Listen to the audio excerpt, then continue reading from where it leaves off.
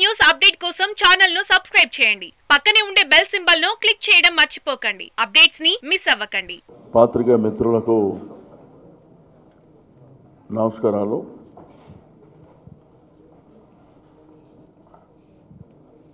ప్రధానంగా మొన్న ముఖ్యమంత్రి గారు రాష్ట్రంలో జరుగుతున్నటువంటి పరిణామాలు, దేశ రాజకీయాలలో మారుతున్నటువంటి రాజకీయాల గురించి మొన్న ఇక్కడే మాట్లాడడం జరిగింది. వెంటనే కుంతయ్య గారు, ఉత్తమ్ కుమార్ రెడ్డి గారు, జైపాల్ రెడ్డి గారు, అదేవిధంగా బీజేపీ కూడా ఒక బస్ యాత్ర ఏదో పెట్టుకొని వాళ్ళ ఇష్టానుసారం మరి జైపాల్ రెడ్డి గారు ఏదో గాలి మీద గెలిచినటువంటి నాయకుడు తప్ప ఏ రోజు కూడా ప్రజల పట్ల ఓటేసినటువంటి ప్రజానీకాన్ని ఆ నియోజకవర్గాలను ఏ రోజు కూడా చూడలే. గెలిచిన తర్వాత ఢిల్లీకి వెళ్ళిందంటే మళ్ళీ ఢిల్లీకే పర్మనెంట్గా కేర్ ఆఫ్ అడ్రస్ ఉన్నటువంటి జైపాల్ రెడ్డి గారు కూడా మాట్లాడటం, ఈరోజు తెలంగాణ రాష్ట్రంలో ఏం జరుగుతుంది, ఒకవైపున సంక్షేమం అభివృద్ధి కార్యక్రమాలు ఎంత బ్రహ్మాండంగా జరుగుతున్నాయి, ప్రజలు సంతోషంగా ఉన్నారు. సేమ్ టైం ఇతర రాష్ట్రాల నుంచి కానీ దేశం నుంచి వచ్చేటువంటి రాజకీయ వ్యవస్థ కావచ్చు, అధికారులు ఒకవైపున అప్రిషియేట్ చేస్తుంటే కాంగ్రెస్ బీజేపీ వాళ్ళకేమో కళ్ళు కనిపిస్తలేవు. రెండోది, ముఖ్యమంత్రి గారికి విశ్వాసం లేదు కాబట్టి ముందస్తు ఎన్నికలకు అంటున్నాడు. అంటే విశ్వాసం ఉంటే ముందస్తు ఎన్నికలకు పోతారా, విశ్వాసం లేకపోతే వెళ్తారా అనేది కూడా ఆ మాత్రం ఇంగిత జ్ఞానం కూడా లేకుండా మాట్లాడుతాం. ఈరోజు స్పష్టంగా తెలంగాణ సమాజం ఉద్యమ నేపథ్యంలో ఏవైతే అంశాలు మాట్లాడినరో మరి పూసగుచ్చినట్టు ఈరోజు ఆ కార్యక్రమాలన్నీ జరుగుతున్నాయి.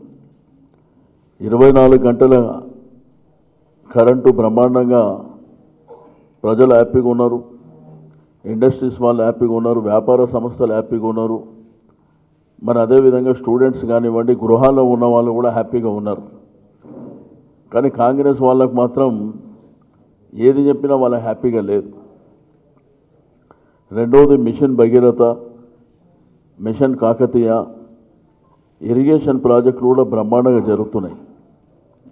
ఒకవైపున హరితారం కానివ్వండి, పెన్షన్లు కానివ్వండి, దాంతోపాటు తెలంగాణ పబ్లిక్ సర్వీస్ కమిషన్ ఆధ్వర్యంలో మరి ఉద్యోగాలు కూడా ఇస్తున్నటువంటిది. మనం అనేక డిపార్ట్మెంట్స్లో దగ్గర 37,000 మందిని నియమించినటువంటి విషయాన్ని నేను ఈ సందర్భంగా తెలియజేస్తా ఉన్నాను. అంటే చరిత్రలో ఎప్పుడు కూడా ప్రభుత్వాలు ఇంత పెద్ద మొత్తంలో ఉద్యోగాలు ఇచ్చినటువంటి చరిత్ర లేదు. రెండోది, కేసీఆర్ కిట్టు. రెండోది, నేషనల్ హైవేస్ కానివ్వండి, స్టేట్ హైవేస్ కానివ్వండి, పంచాయతీరాజ్ రోడ్ల కనెక్టివిటీ కానివ్వండి బ్రహ్మాండంగా జరుగుతుంది. నీకు ఐటీ సెక్టార్, ఇండస్ట్రియల్ సెక్టార్ కూడా బ్రహ్మాండంగా ముందుకు పోతుంది. ఇవన్నీ చూడలేక, తట్టుకోలేక మరి ఏది పడితే అది మాట్లాడుతుంది. ఈరోజు గ్రామీణ ప్రాంతంలో క్వాలిటీ ఎడ్యుకేషన్ కోసం కూడా మరి గురుకుల పాఠశాలలు, గతంలో ఉన్న గురుకుల పాఠశాలలు, మరి నూతనంగా వచ్చినటువంటి ఈరోజు మైనారిటీ కానివ్వండి, అదేవిధంగా బీసీ గురుకుల పాఠశాలలు, ట్రైబల్ పాఠశాలలు కానివ్వండి, బ్రహ్మాండంగా క్వాలిటీ ఎడ్యుకేషన్. రెండవది, ప్రభుత్వ పాఠశాలలలో సన్న బియ్యంతో భోజనం పెట్టేటువంటి కార్యక్రమాలు. ఇంతకుముందు మెస్ ఛార్జీల కోసం ఎప్పటికప్పుడు గొడవలు జరుగుతుండే, స్టూడెంట్స్ అంతా యాంగ్జైటీగా ఉండి ధర్నాలు చేసేటువంటి సందర్భాలు. ఈరోజు వాళ్ళు కూడా కడుపు నిండా భోజనం పెట్టేటువంటి కార్యక్రమం, వాళ్ళు ఏదైతే అడిగినారో దానికి 100 రెట్లు ఎక్కువ పెంచి ఇచ్చినటువంటి విషయాన్ని కూడా నేను ఈ సందర్భంగా గుర్తు చేస్తూ ఉన్నాను. కళ్యాణ లక్ష్మి, షాదీ ముబారక్ కింద కొన్ని లక్షలాది మంది పేద ఆడపిల్లల పెళ్లిళ్ళు జరుగుతున్నాయి. రెండోది, రంజాన్ కానివ్వండి, మహంకాళి జాతర, అదేవిధంగా క్రిస్మస్ చాలా ఘనంగా జరుగుతున్నాయి. ప్రభుత్వమే ఆ కార్యక్రమాలను బ్రహ్మాండంగా నిర్వహిస్తుంది. మరి ఇవన్నీ చూడలేక ఇక బీజేపీ వాళ్ళు ఉన్నది మన సిటీలో మీకు అందరికీ తెలుసు. ఆ ఉన్న నలుగురు కూడా వచ్చే ఎన్నికలలో ఒక సీటు కూడా గెలిచే పరిస్థితి లేదు. కానీ బస్సు యాత్రలో వెళ్ళి పెద్ద పెద్ద మాటలు మాట్లాడుతుంది. వాళ్ళు ఏ రోజు కూడా ప్రభుత్వాలు రన్ చేసినటువంటి దాఖలాలు లేవు. కాబట్టి నోటికి వచ్చినట్టు వాళ్ళు మాట్లాడుతున్నారు. ఇక కాంగ్రెస్ పరిస్థితి మీకు అందరికీ తెలుసు. ఈరోజు తెలంగాణ రాష్ట్ర ప్రభుత్వం ఏర్పాటైన తర్వాత గౌరవ మన ముఖ్యమంత్రి గారి నాయకత్వంలో హరిజన గిరిజన బడుగు బలహీన వర్గాలు చాలా సంతోషంగా ఉన్నారు. మైనారిటీ వర్గాలు సంతోషంగా ఉన్నారు. ఈరోజు బీసీలకు సంబంధించి కుల వృత్తులని పెద్ద ఎత్తున ప్రభుత్వం ప్రోత్సహిస్తుంది. వారిని ఆర్థికంగా సామాజికంగా గ్రామీణ ఆర్థిక వ్యవస్థ బలోపేతం చేయాలని ఇంత బ్రహ్మాండంగా పనులు జరుగుతుంటే మరి ఇక్కడ ఉన్నటువంటి వాళ్ళు మరి కాంగ్రెస్ పార్టీ ఆ మధ్యకాలంలో బస్ యాత్ర పెడితే ఆ బస్ యాత్రలో స్టేజ్ మీద కానీ ఆ మీటింగ్లలో ఏం కాంపిటీషన్ జరుగుతుందో మనందరికీ తెలుసు.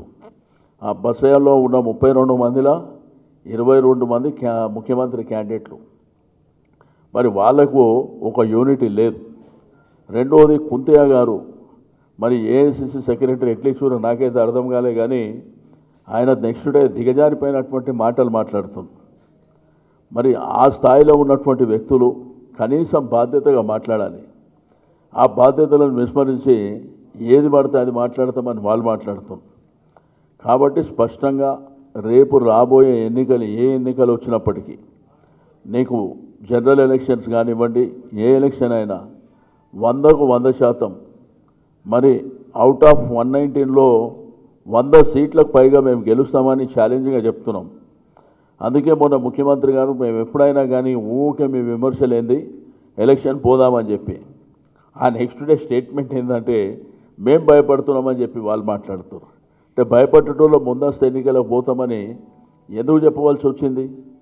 మీరు చేస్తున్నటువంటి చిల్లర మల్లర రాజకీయాలు మరి ఎప్పుడు చూసినా కానీ ఏదో పత్రికల మీడియాలో వస్తుందని విమర్శలు చేస్తురే తప్ప ఇప్పుడు ప్రభుత్వం వచ్చిన తర్వాత ఇన్ని బ్రహ్మాండమైనటువంటి కార్యక్రమాలు మన దేశంలో ఎక్కడ జరుగుతలేవు. ఈరోజు రైతు బంధు కింద ఎకరానికి 4,000 2 పంటలకు 8,000 ఇచ్చే కార్యక్రమం దేశంలో ఏ రాష్ట్రంలో కూడా లేదు.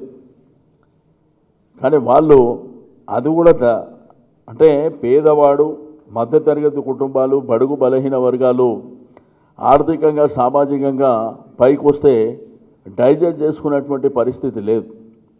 ఈరోజు మహిళల పట్ల మహిళల గురించి మేము వచ్చిన తర్వాత అది చేస్తాం ఇది చేస్తాం 40-45 ఏళ్ళు ఉన్నప్పుడు మీరు చేయలేనటువంటిది ఈరోజు ఏదో మేము చేస్తామనే విధంగా మాట్లాడడం అనేది నిజంగా మీ విఘ్నత ఎంతవరకు ఉందో అక్కడనే అర్థమవుతుంది.